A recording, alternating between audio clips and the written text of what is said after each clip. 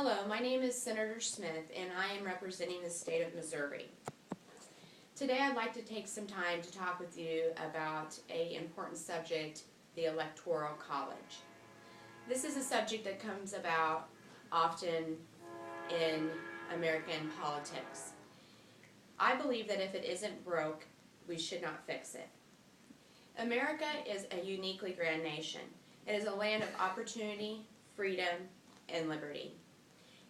It is a country that is enormously diverse in ethnicity, culture, and dreams.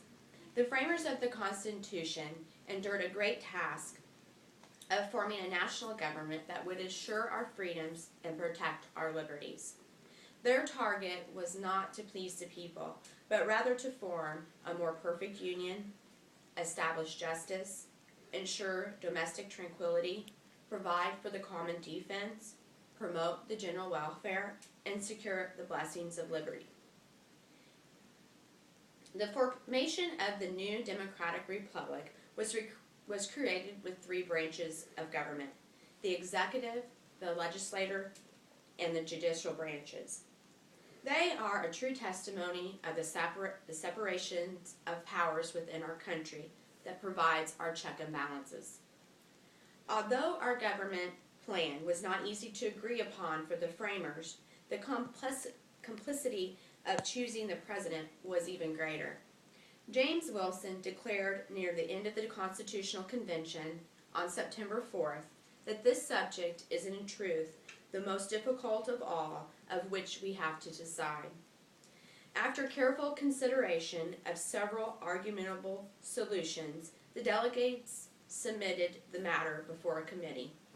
The Electoral College system was for all intents and purposes created and finally approved by our delegates.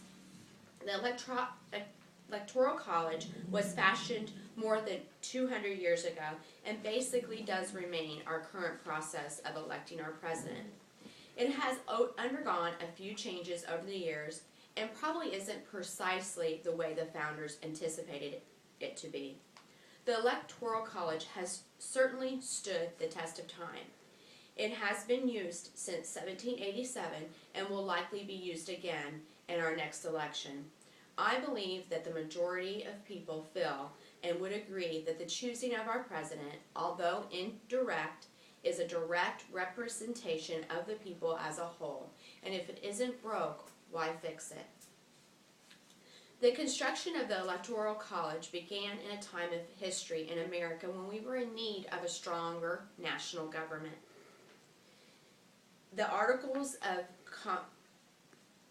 Confederation formed in 1781 was an attempt to do this. The agreement produced a commendable effort between the 13 states to form a league of friendships. Although the Union was designed to maintain these friendships, the weakness in that government caused various problems among the states. There was no means to regulate our commerce. There was no judicial system in place to settle disagreements that arose among the states.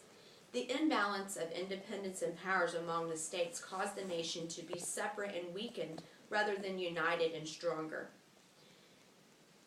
The goals of the framers that were at the Philadelphia Convention were no different than those before the Revolutionary War.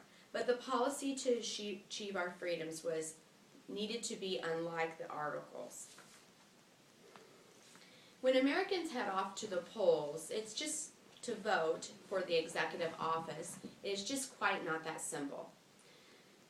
I have found that there's only a select people who really understand the process of the Electoral College. And as we've cast our votes, we are not actually voting directly for a candidate. Instead, we are voting for an elector, which is a person who has been chosen for his or her political party to represent its presidential candidate. The Constitution does stipulate that every state is entitled to 2 senators, and the representatives are based on population census that is taken every 10 years. The Constitution does not elaborate in fine detail on how or who these electors are to be chosen. This is completely up to the states. The framers did stipulate that the electors were to meet in one time only in their own prospective states. This was a clever attempt to safeguard our electors, separating them, minimizing their interest time, decreasing the possibility of group pressure, and the states were left up to this decision for choosing their electors. Electors are certainly in a position of trust in which their loyalty is expected. They are not obligated by the Constitution or by federal statute to vote for the winner of the popular vote. Some critics would argue that this is a defect in the Electoral College because we are placing a faith based on the conviction of one's loyalty to a particular party. But the truth is that electors 99% of the time cast their ballots as directed by the voters. Only in 9 such electoral votes have ever been cast against instructions since 1820, and none has ever influenced the outcomes of an election. Today, the winner-take-all system is in effect permanent in 48 of our states. The system of winner-take-all is a fair market in which the conqueror takes all the rewards. This is a reflection of our country in which we all have equal opportunity to thrive and to achieve, and what we achieve is entirely up to us. Some critics would like to abolish the Electoral College, and the idea of direct election of the people is thought that was even a thought that the framers had debated. Proponents believe that assertion of the direct popular election would provide for a single democratic choice, allowing all nation's voters to choose directly in the 2 highest ranking executive branch officials. The candidates that won the most popular would always win the election. The truth is that direct election would be problematic in many ways. The candidate would have to win by a set margin in order to be considered the majority winner. This standard may cause numerous elections to be placed in the hands of Congress. And it would also produce runoff elections, which would be inevitable,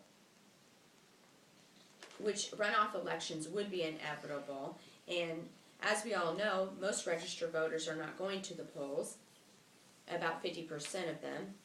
We live in a busy world, and most of us place our faith in our family above these in our priority lists.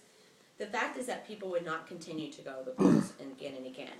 The Electoral College obviously has need for some reform, but to abolish it would be a grave mistake.